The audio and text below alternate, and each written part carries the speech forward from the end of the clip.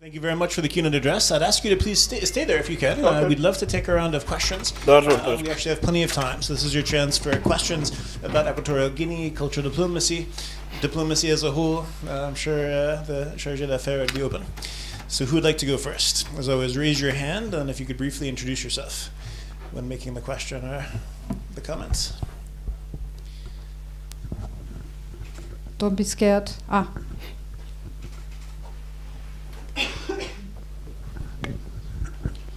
Good afternoon, Mr. Excellency. My name is Dr. Stefan Stoev. I have a question regarding the video that we saw and also your interesting presentation. From the video, I understood and learned that actually the wealth generated from Equatorial Guinea was mostly from gas and oil. So this was the fundament on which the infrastructure was built so rapidly fast. And at the moment, of course, you're fostering tourism and other sectors. But what about the sector which is the pillar from the past? Is this something which is advancing, or is this a sector that you strategically, the country would like to minimize or to make not so dominant as it still is? And I am aware, I'm geologically very aware of Equatorial Guinea. I know that there is iron ore deposits, there are also mining deposits. The port is logistically very well located also to service and export. So is this a sector which has a strategic priority also in the present and in the future of the country? Or is this a sector which has to be minimized and lowered in the future? Thank you very much. So thank you for your question. I think you made two questions, right? Two kind of, okay, let me understand. You mean if there is any sector that the government wishes to improve? To lower its importance. To lower its importance. Less gas. Okay, all right. Really, as the priority is this year, last year we celebrated presidential elections, and the party in power, the party of the president of Eyebe Mbana, won again for the next 7 years term. And this year, the priority of the government is to really promote tourism into the country. And through promoting tourism, also will generate a lot of employment for different sectors, for the young population, for women working in different sectors of the tourist industry. Now, really the government is trying to really promote a lot of sectors, like unemployment, for instance. We're having a problem there. And also the transport technology, sending a lot of students outside to school outside through scholarship with partner countries. This year, there've not been a lot of scholarship given by European countries, for instance. But most of the students, they are going to study in Asia, like China, Singapore, Philippines. So a lot of scholarships are coming from this side of the world. We don't envisage any sector that we like to lower, because even though thanks to oil and gas exploration, we have really made a lot in my country, as you have seen in the video and in my speech. We can lower in diversifying the economy. Maybe we can lower less production because of climate energy transition that is going on around the world. Maybe that's a sector we can, or we might lower kind of interest to put more emphasis on exporting, for instance, the fishery sector, and also trying to export another type of image of the country so that it can attract foreign investment. I think that's the main point we are having now. Thank you very much. I'm Didem. I actually teach here. I do have a follow-up question on that. I just heard about fishery industry. So if I understood correctly, you try to focus more on that.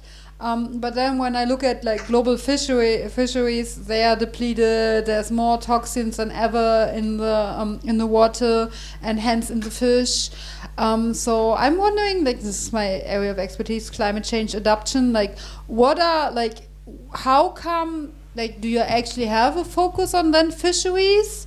Or like, how do you plan ahead? Do you plan ahead, like thinking, like scientifically looking at how fishing stocks are going to develop? Because obviously when we look at ocean heating right now, that is an area that is affected quite a lot by ocean heating. So my number one question would be about this, about the fishery sector. And the climate change adaptation. And number two would be also, like, in general, like as he hinted, obviously it makes sense to like phase out of fossil fuels, but since all the rich countries aren't doing it, there shouldn't be a burden, right, on African countries that have historically not polluted at all. So, but I wonder, like, how is the country's path to at the same time sustainably develop, which I think cannot be actually happening with tourism, because flying is one of the biggest footprints, right? So it's kind of like a very difficult thing to say, okay, we are going to phase those fossil fuels, but then we are going to rely on tourism, because how are the tourists going to come, right? They're going to come with airplanes. Airplanes have forever going to take like fossil fuels. So yeah, I wonder, how are you doing the balancing act? And how do you actually, like, how maybe on a point of global justice, how do you see it? Do you think the burden should be on heavily industrialized countries, or do you want to be like a leader, take leadership in climate change adaptation and protection? So lots of questions. I'm sorry. Yeah, of course. Thank you. I'll just try to make a briefing of all that. Of course, in the fisheries sector, of course, Equatorial Guinea, has a very vast sea territory. It's even bigger than the land territory we have. And a lot of chemicals have not been really dumped in the sea, because we have the oil companies that are exploring oil in my country. These are very serious oil companies that respect the environment. I see that's what is happening, because we have very popular oil companies like ExxonMobil. Most of the American oil companies are there, and I think they agree also to respect the environment. From our own point of view, I think they are doing it because we haven't heard of any oil tanker ship dump in the sea or something. Everything is going through normal procedures. And we want to invest in sea production and export for the good of the local population. Also, to export some fishing species. We have a very rich and very rich fauna in the sea, and I think we can, the government can profit in exporting some fish species to the world. Like for instance, lobsters for Europeans. And They're dying out. yeah, it's not dying out in my country. I think there's a lot of them, because my country is a few areas, I can say, in the world, not like in Africa, that has like a real fishing pool. All seas really are concentrating in this Gulf of Guinea. That's where we are, because we don't we don't practice industrialized, sea fishing. We use more like artisanal sea fishing, and that's why we have a lot of sea population, and it's also been protected. We don't have a lot of contamination in the sea. I don't think so. So, in the other sector, of course, we want to develop the oil and gas. Still want to develop this oil and gas sector, though, because following the climate change energy transition, we also want to look ways to improve in diversifying the economy. The government is very serious on that, and we are following a program to combine, trying to combine lowering carbon energy to green energy. Just to clarify, I was not talking about you polluting as a country. I was rather talking about the general state of the ocean, as in, for instance, with lobsters, ocean acidification is a metaphor like their shells, right? They don't develop their shells right. So given the general state of the environment and the 6 mass extinction, if you ask me, I would really not focus on shellfish production. Even if you do everything clean and nicely, the rest of the world doesn't, right? And that was my second question. Sorry, I asked too many questions. So this is the second part would be, how do you see like your own country in like the global climate change movement? Do you think the pressure should be fully only on the global north to actually change something? Or do you also feel a pressure to do some climate change adaptation or something like that? No, I don't think there is no pressure. The government, I don't think there is a pressure. We're just trying to follow the program that has came out from the United Nations climate change program, and we flow up step by step. We don't feel a kind of pressure. I don't think so. Yeah. Yes, excellent. Thank you very much. We don't like to hold you too much for this Q&A session. No problem. The only thing which I believe it's really very significant, and allow me just to make a quote from this Investing in Africa 2024 actually convention, which is in London. It says the government of Equatorial Guinea has identified mining as a priority sector and has been actively promoting investments in the industry. Equatorial Guinea is a country with immense potential of mining sector. The country has significant mineral resources, including gold, diamonds, bauxite, and iron ore. So, at least actually this year, it seemed to be a very highly priority sector. As you have mentioned, the influence from Asia and from China is very, very high. And of course, I believe this has something to do with Africa in general. What is your position towards Europe? So how do you see that? You have mentioned the cooperation with Germany, you have mentioned the flights, but do you see Europe, has Europe any potential opportunity to engage in one of the strategic sectors? And do you think, honestly, this is already taken strategically and politically in direction Asia? Thank you. Yeah, of course. As you just mentioned, what you read down, mining is becoming really a priority this year for the government, because in the past this is a sector that has been untouched, really, because the government concentrated so much on the oil and gas exploration to improve his wealth, so that they can, for instance, build infrastructure, schools, hospitals, as you've seen in the video. That is, as I told you, is 6 years ago, this video. So right now, most of the program has been accomplished. The government has already also discussed in our first National Economic Conference. And now we want to go to the next step, that is to the Horizon 2035. So in this program of the government, a part of prioritizing tourism, Mining is also coming up this year, as you have just mentioned.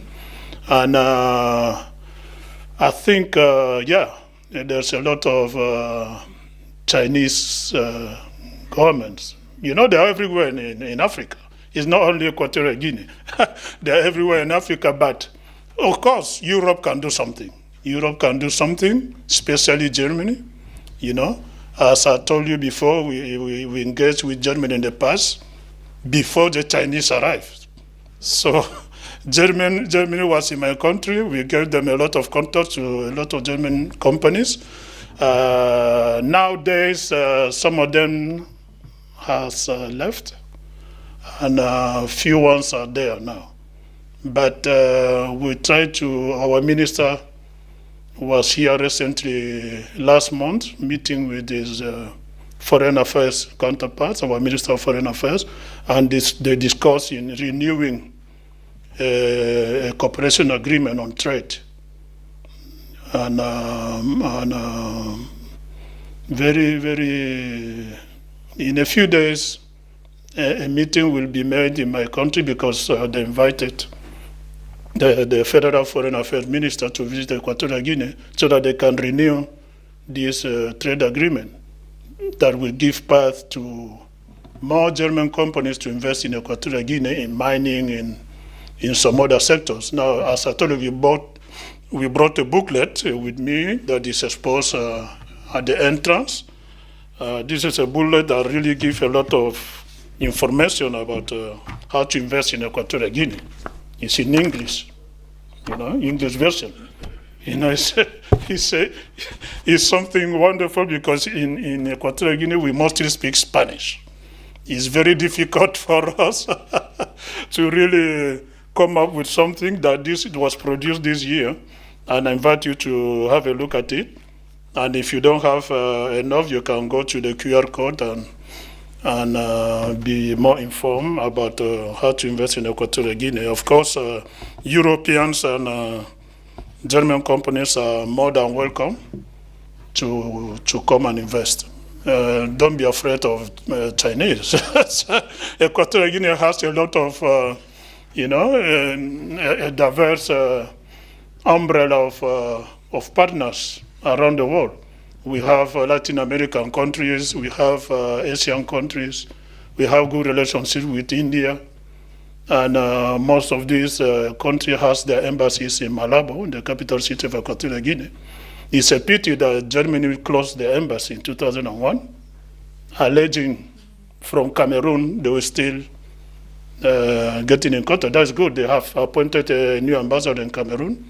This is a lady that is doing also a lot of effort. But our government is hoping that Germany comes back again to build an embassy or to open an embassy in Equatorial Guinea. But this will really ease German investors back to our country as before.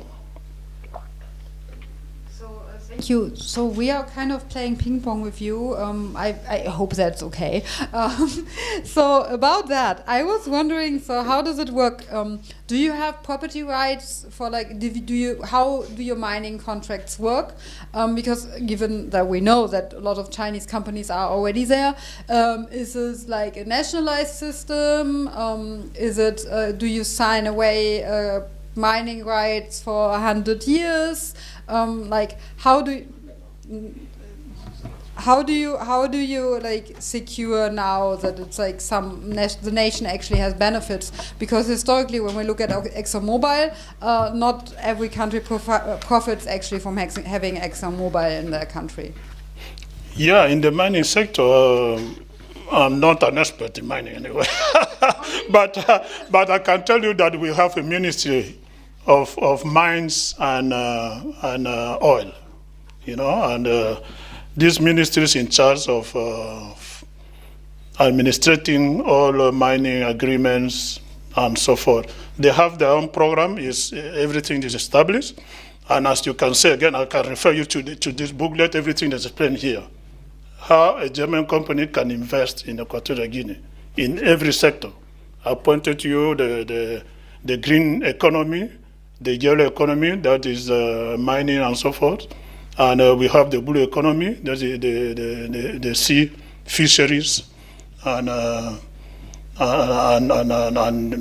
think if you go through the booklet, they can give you a lot of ideas.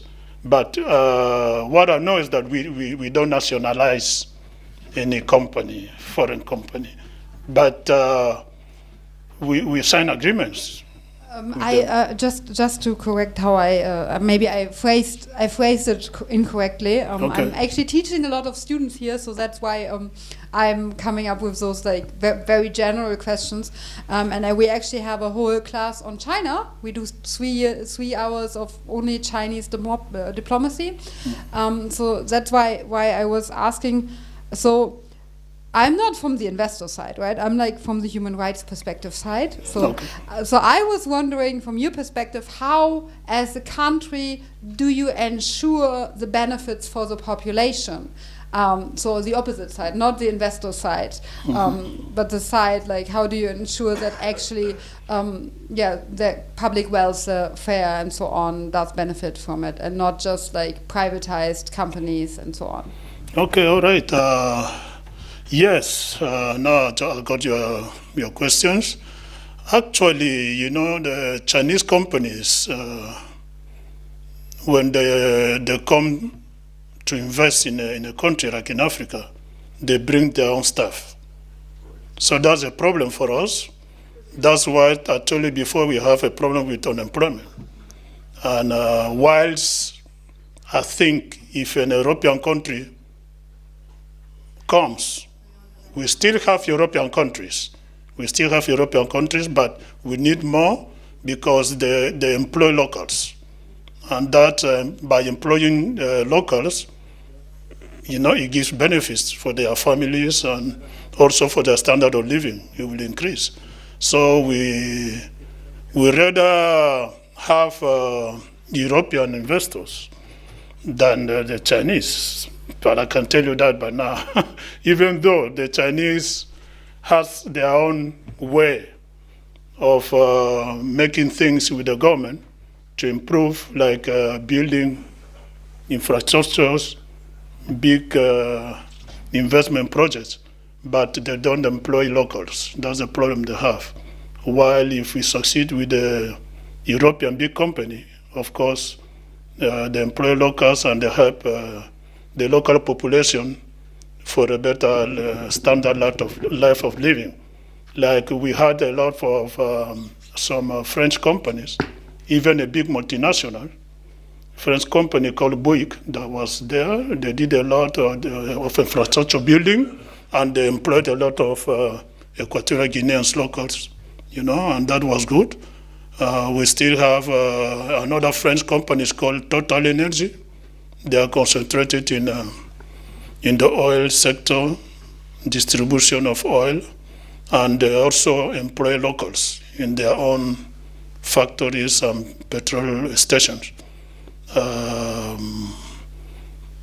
As a German company, Lufthansa also uses some, like at the airport level, uses some staff at the airport level to help maneuver the luggages and some other stuff. At the Lufthansa agency, also they employ locals there. And all this is beneficial for the population. Excellency, I feel already guilty keeping you too long on stage. Just in conclusion, we have the time. Someone told me I have the time to be here. Just would like to answer and in conclusion also to what you told me. Don't be afraid of Chinese investors. Of course. Yeah. Something which I am in the mining business for too many years probably, and I'm a front runner. So I'm the frontman who is negotiating the investments. I'm the frontman who is also executing the investments. A mining decision is a very long-term decision. Regrettably, I must say that there is not a single country I've been engaged in. I've been engaged in over 60 countries, let's say over 30 countries in Africa. Not a single country has a positive impact in mining with Chinese investments. Not a single one. And these impacts, they came decades after. And as you have mentioned absolutely correctly, they're not creating labor or job opportunities. We had a very bad example with Las Bambas in Peru, for example. So they flew in 60,000 employees. They left a huge environmental disaster in the country. The only reason why these mining investments are taken from China, and we have to be very honest about them, are very short-term decisions. These decisions are come only from one single factor, and this factor is because Chinese sign any contract. They accept any condition, and they're not even reading the contract because they don't have the interest to execute this contract from the very beginning on.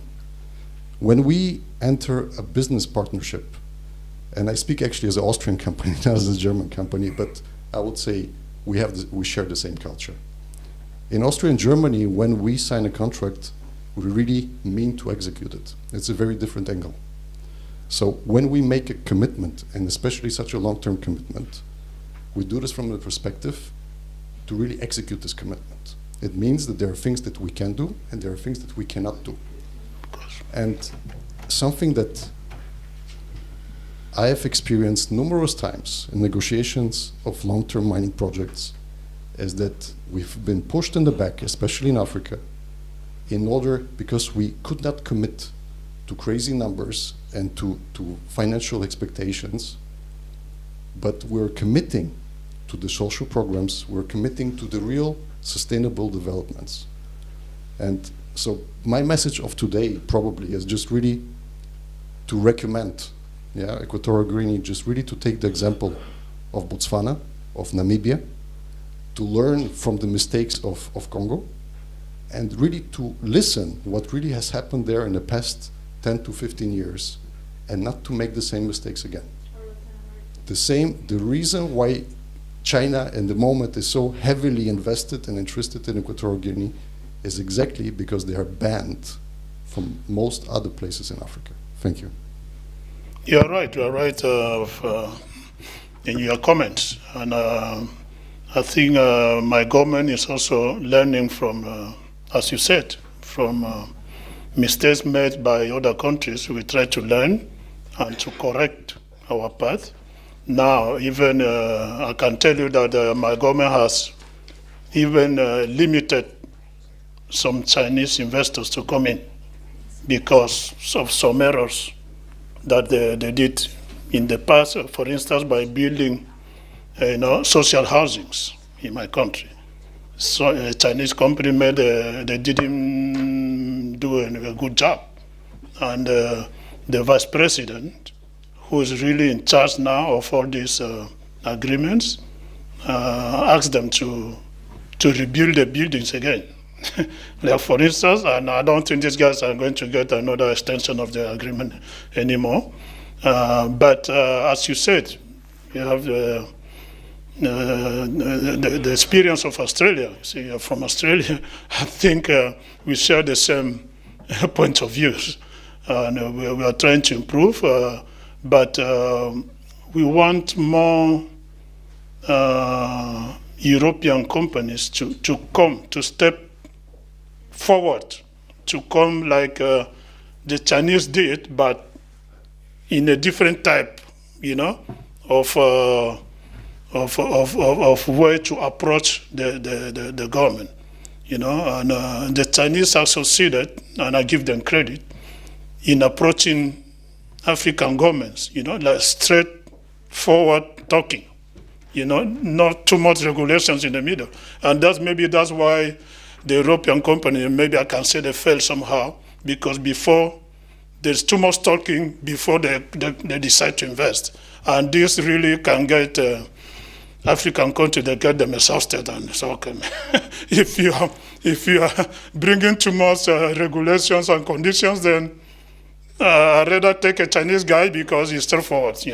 That's a problem we are facing right now. But I think we try to improve, and I think the European side also try to improve, because here in Germany, in Berlin, I've attended some few meetings since January, since after New Year, and I see the German investors, they are talking different now. I was in a meeting last week, and they were talking about rethinking African approach by German companies. And it was interesting. Some of them was like, okay, let's find our way of approaching African countries to invest, and wiping out all these conditions, regulations before even signing an agreement. So there's no need. I think we can go invite German companies to take a step to first meet African governments. They should go there, because I used to ask some people, why is it that all African economic forums that they're organizing here in Berlin, they tend to invite African president or government to come to Berlin? Why not the German government can go to an African country to talk about investment in Africa? I think it will reach better. Excellent. I'd like to jump in also with a question, if I may. In the framework, actually, of the African Development Forum that we're doing parallel, you spoke about German relations with Equatorial Guinea, also a little bit now on China. I've always been interested, as you look at the African diaspora, the tremendous power that there is in the diaspora. I think technically, as far as I know, the African diaspora technically is bigger in numbers than the African population. On average, socioeconomically, in a better situation, which explains why the Western Union transfers go usually in one direction as opposed to the other. But my question is, I know in some countries within Africa they have separate departments for diaspora affairs, also within the foreign ministry. What role does the diaspora play in general for the development of Equatorial Guinea? And also, are there examples within the cultural diplomacy activities where you have, for example, an Office of Diaspora Affairs, or what role is the diaspora playing there? Yeah, thank you for that question, because really from last year, when the government of Equatorial Guinea has, formed a new government cabinet members, the Minister of Foreign Affairs of Equatorial Guinea, instead of, it was renamed by the Minister of Foreign Affairs, International Cooperation and the Diaspora. So it was first time the Minister of Foreign Affairs is being called like that, because this is for you to understand that our government is giving a lot of interest to its diaspora in Europe. Actually, here in Germany, we don't have a lot of Equatorial Guineans diaspora. Maybe around Germany is like around 200 members of the diaspora, compared to other African countries like Ghana and Nigeria. It's just very few. But we have a lot of diaspora in Spain, because Spain is our, can say, our motherland. All Equatorial Guineans have something to do in Spain. This is where we have the most populated Equatorial Guinean diaspora residing there. And this year, I can tell you, we have given a lot of importance. I was last year in a meeting about African diaspora startups. I saw a lot of startups residing here in Germany. They come from different parts of Germany, in different towns. And I saw they are doing a lot, especially in the digital economy. A lot of youngsters, they are concentrated in that. Equatorial Guinea don't have a lot of, I can't say even one startup company here in Germany. We don't even have one. We have few traders, 2 or 3 or 4, that are just trading, sending cars, German cars to my country, and for the moment, that's where we are now. But I really appreciate most of the African Ministry of Foreign Affairs governments, they have in their schedule, in their unit or department in charge of African diaspora now, in Europe and around the world. Thank you. I think there was one more question. I just have a quick question. Hearing the discussions between involving the mining industry, there's the Chinese and there's the European companies. There might be other companies too that are working on the mining industry. But my question is, I understand at the end of the day, what's important is the benefit for the country. It doesn't matter which company is functioning. But what exactly is, or are there any measures that the Equatorial Guinea is making to take care of that area by the country its own, by its government, or by its people, or by the companies or private company that actually are or belongs to the country itself, without involving the international companies? Okay, I guess if I understand your question, what is the government doing for local companies? Yeah. Okay, yeah. The government is promoting local companies because we have a ministry in charge of the promotion of medium and large local companies. We've had a lot, like some startups companies that are also growing in my country. And in the printing, there's a big printing company now in my country that is owned by a local guy. And this guy is really doing a lot. And he's even giving going to conferences, giving speeches to encourage local, startups to do more than what they are doing, giving his own example, that he started from scratch. Now he's becoming one of the biggest digital printing companies in my country, almost I can say in Central Africa. So the government is promoting local companies by, subsidizing.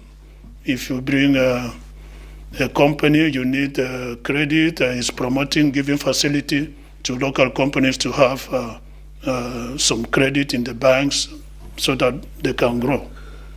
I think there is quite a large number of local companies that are growing right now, supported by the government in my country.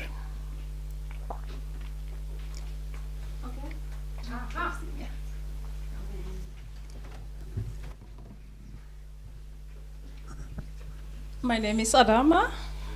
I'm a past student of the ICD and I'm from Sierra Leone. So I just want to ask you a quick question. I see you have mentioned Europe, China, India investing in Equatorial Guinea. So I just want to know, what are the foundation you have laid for other African countries to invest in Equatorial Guinea, especially the West African countries?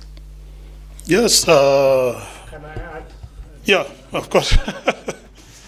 Excellency, Equatorial Guinea is a very rich country. It means she's interesting. What about the security with neighbor countries, the relationship with neighbor country, with your country first?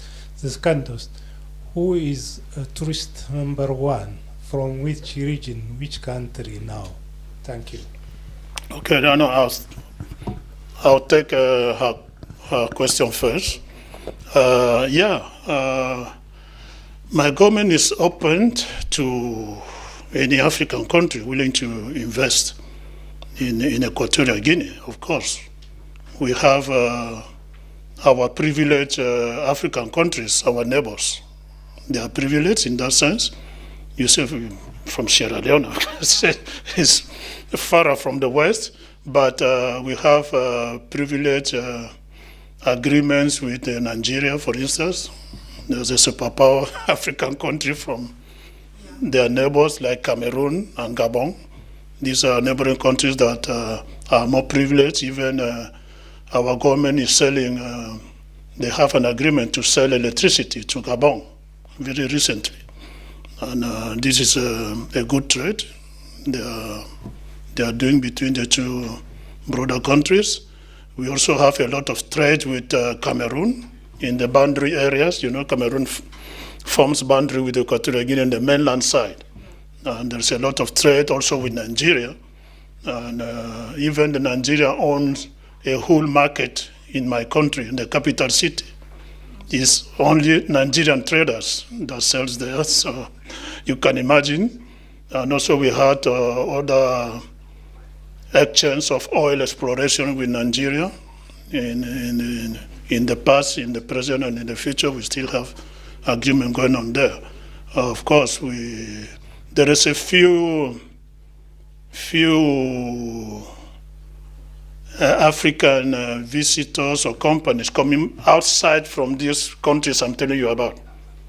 Maybe because some African countries see Equatorial Guinea really like, not like very far. Maybe the language barrier is there. Because imagine a company willing to come from Namibia, imagine, and it looks up at Equatorial Guinea, everything is Spanish, so they really get like discouraged. I can tell you, but the people who really understand Nigeria, the Equatorial Guinea, its culture and environment, this is Nigeria, Cameroon, and Gabon.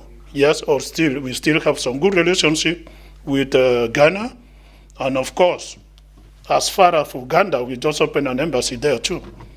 So imagine how far is Uganda, and we are trying to really get both countries to get together and do some things. We've also had agreements, oil agreements with Uganda recently to explore oil or to give them advice and consultation on how to administer oil for the good of the people and the country. And what you mentioned, yes, of course we have exclusive, I told you already, exclusive countries that we partner with in Africa, and we're still looking for more exclusive countries where we can open embassies. We have historic countries like with South Africa that is really far away. And South Africa also has an embassy in my country. We also open an embassy there. In the past, we've been doing a lot. We're still doing a lot with South Africa. Now we want to really strengthen cooperation with smaller countries, like for instance, Cape Verde. Equatorial Guinea has sent like 40 scholars to study in Cape Verde in the managing of e-government establishment. So these guys, they are coming back very soon, speaking Portuguese apart from Spanish. And what is also good in Equatorial Guinea about what you've said now, is that we try to, apart from Spanish, it's a big barrier for us. Most of the Equatorial Guinean civil servants are part of speaking French as a second language and Portuguese as a third language, actually recognized. We try to improve also to speak English, because it's an international language. And as I can see right now, most of the youngsters, speaking good English, all over the country, so that they can really interact with English-speaking countries around the world and in Africa in particular. Well, excellent. Well, on that note, I'd like to take the opportunity for all of us to please express our sincere gratitude for excellent keynote address. Thank you. And even though it's unfortunate that the Minister of Culture and Tourism of Congo canceled, the benefit it did give us more time so we could really get in depth. I appreciate also the questions and the participation of the audience. I'm looking forward to many more opportunities like that.